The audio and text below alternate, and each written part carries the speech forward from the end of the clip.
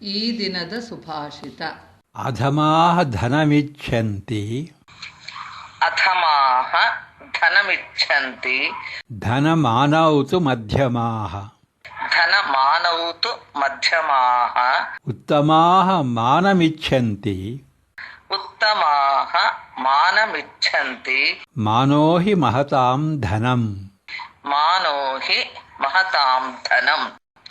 ಅಧಮರು ಧನವನ್ನು ಇಚ್ಛಿಸುತ್ತಾರೆ, ಮಧ್ಯಮರು ಧನ ಮತ್ತು ಮಾನವನ್ನು ಇಚ್ಛಿಸುತ್ತಾರೆ, ಉತ್ತಮರು ಮಾನವನ್ನು ಇಚ್ಛಿಸುತ್ತಾರೆ, ಏಕೆಂದರೆ ಉತ್ತಮರಿಗೆ ಮಾನವೇ ಹಣ. People at the lowest level crave for money. People in the middle prefer both money and honor.